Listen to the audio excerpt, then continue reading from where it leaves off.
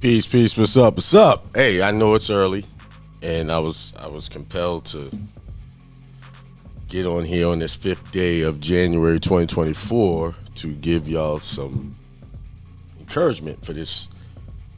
Today Friday. I'm losing track of the days. So much going on.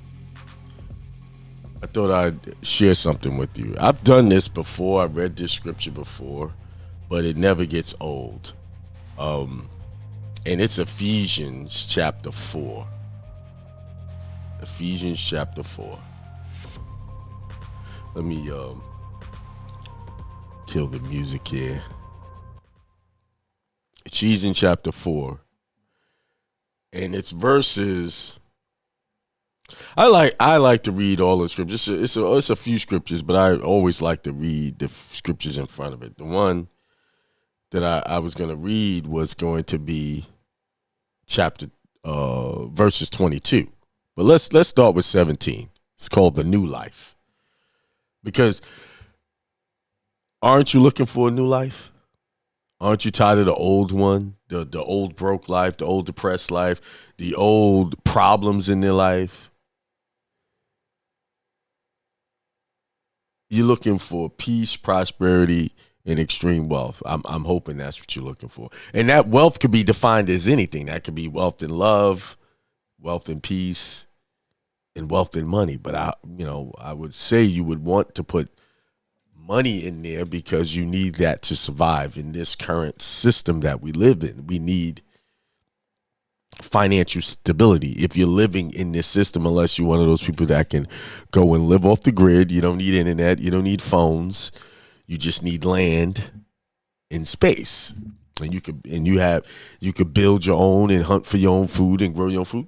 If you're one of those people that can do that, then you don't need money per se, because you can go and get, make your own way. But even in that, I think you need some type of money. But let's keep it real. We're community people. We're a people that like to be around others of like mind. We want to see others. So to go live off somewhere, that takes a very special person to do that. But I'm speaking to those that we're living in subdivisions, we're living in these cities, we're living in these towns where other people around us. You need money. And me, why go for a little when you can get a lot? Because the Bible says have dominion over all things. I'm supposed to have a lot. It's my inheritance. God created me to live abundantly and on all levels and not be limited. So, but in order to get something different, to change your life, to have a new life, there's some things that are required. There's no getting around it. There's no shortcut to it. There is some things you must do as an individual to get this new life that you're striving for. But let's read this. It says, now this I say and testify in the Lord, that you must no longer walk as the Gentiles in the futility of their minds. Let me share the screen first and foremost. Let me share the screen so you can see it. They are darkened in their understanding, alienated from the life of God because of the ignorance that is in them due to their hardness of heart. Isn't that true with most of the people? Right? They're hardened on their programming. So they're okay with the mundane, the program life of getting up every day, clocking in, clocking out, waiting on their retirement. This is their program. And they're okay with that. Or they may not be okay with that, but they just don't know a way out of it. Or maybe they just don't want to work their way out of it.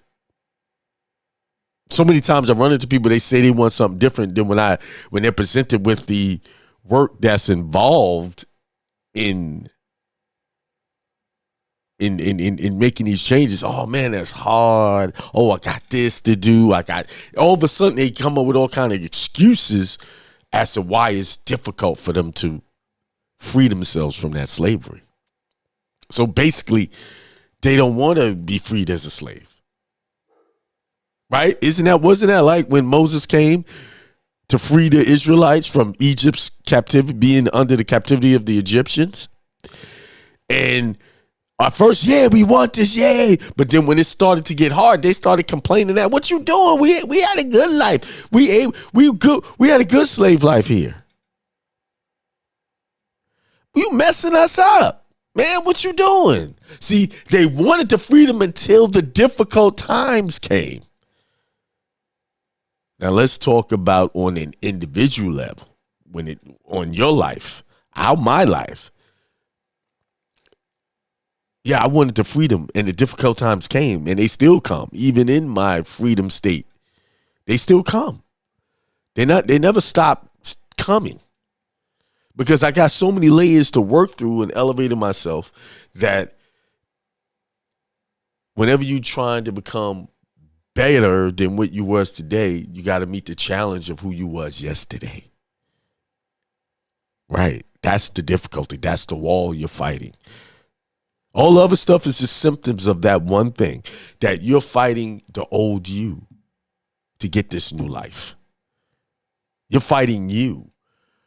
All of the deceitful desires, just like the world, all of the deceitful things you say, the television you don't want to give up, the friends you don't want to give up, the family that you need to put in the background while you're working on yourself, the alone time that you need to build yourself up.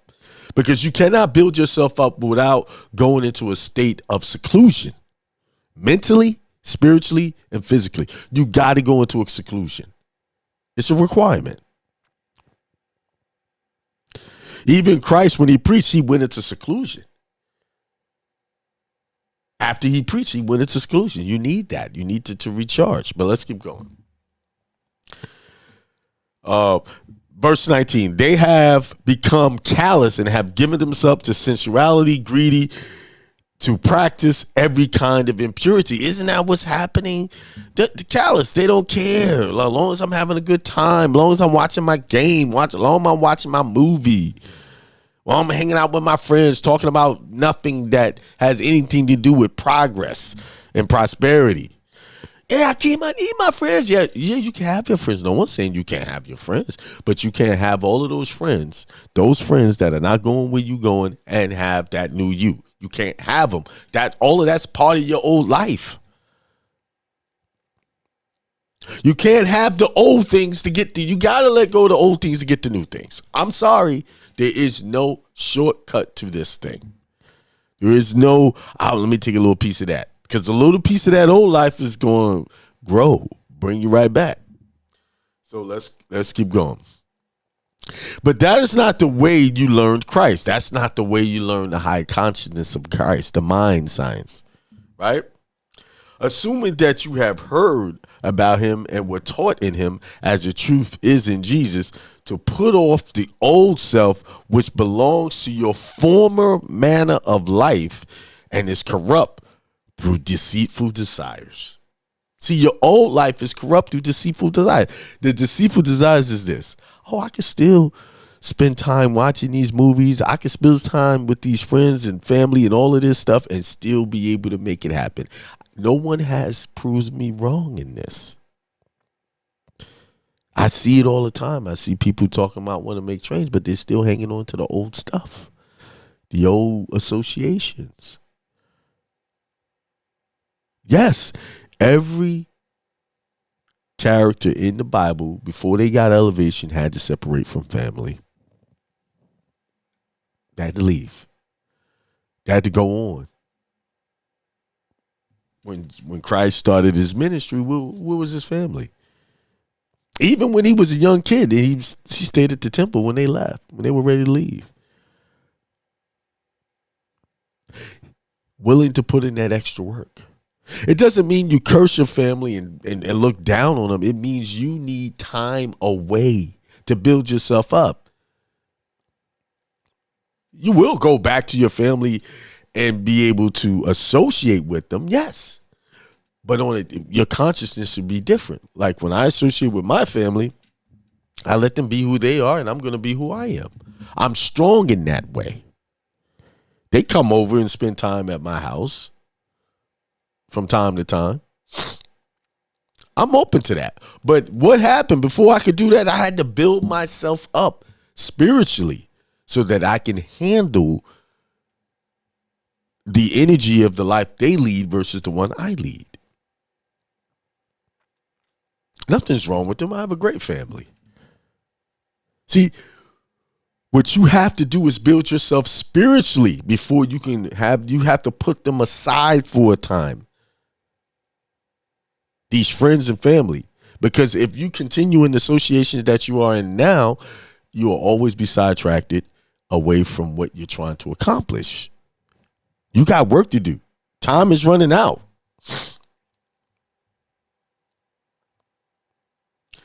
And to be renewed in the spirit of your mind. See? In order to get all of this, you got to put off the old so that you can be renewed in the spirit of your mind. Your mind gets strengthened spiritually.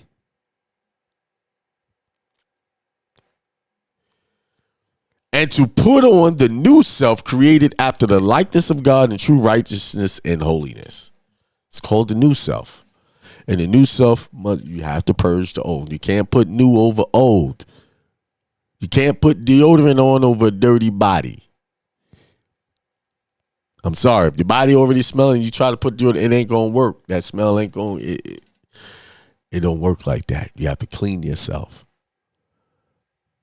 You have to clean your mind. You got to cleanse it. And once the mind is cleansed, it can see through all of the deceitful desires that you have, and also the deceitful desires that people bring to you. And what I mean by deceitful desires is a lot of times people have good intentions on the things that they're thinking and want to do, but they have deceived themselves into believing that that good intention is what is the truth. Hanging out with your family and hanging out with your friends a lot, it's really, they're not criminals. They're not doing any criminal activity. It's not a bad thing on a physical level, no, but on a spiritual level. Where are these minds wanting to be? What do they want to associate with? Most of the people, they want the same thing everybody else wants. They want a job. They want a career. They want a W-2 paycheck. In itself, that's not a bad thing. They're looking for something to take care of themselves. And that's why they want the job, because that's what they see as a way of taking care of themselves. And okay, let them have that. But I know those that are listening to me don't want that. They don't want the job. You want financial freedom by creating your own business, your own money, creating your own economy that's separated from this economy. When this economy is going bad, your economy will do good. Why? Because your economy is created by the divine light within you. And you can't put that light out. It is immune from the economy of the world. See, your economy is a spiritual economy, which is held above all things. And that's what you're building towards. In order to build that, a spiritual economy, mental economy, you have to put off the old self, all the things that attach to it, so that you can receive something new. All right? So it's 7 a.m. I got to get going. I got a lot of things going on today. But I just wanted to share that with you. I wanted to help you see what you really need to do. Put off that deceitful desire, those deceitful things that you think you can continue to do and be able to become a new you.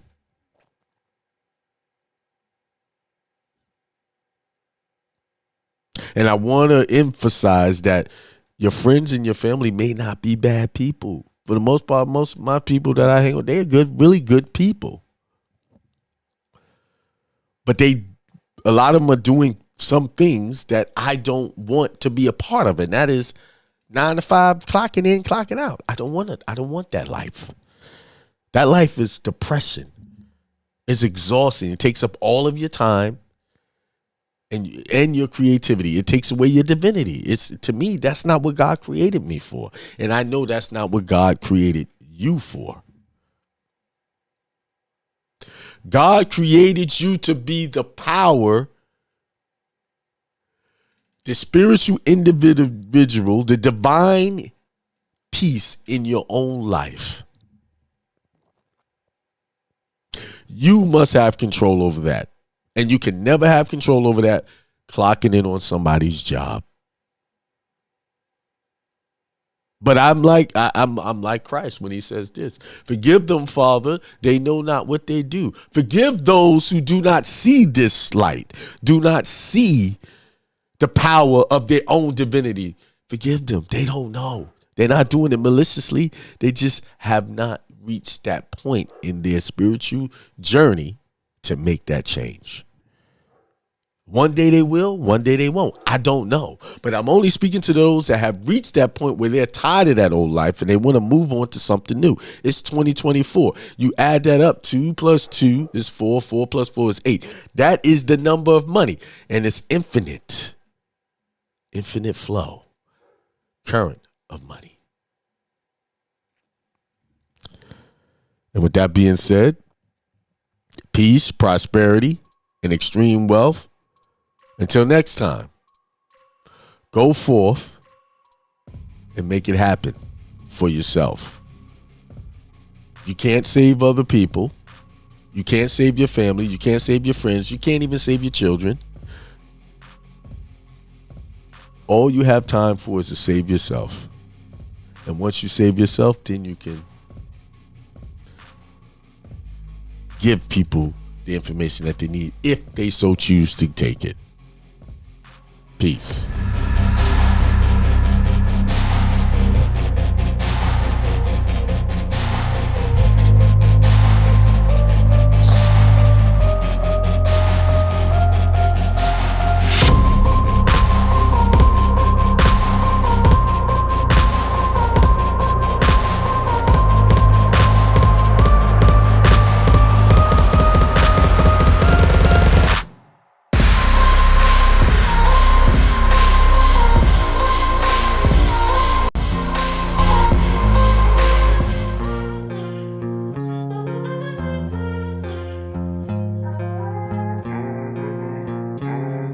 Peace, prosperity, and extreme wealth to all you guys. This is Hindsight Radio. I represent it. The information station changing the nation.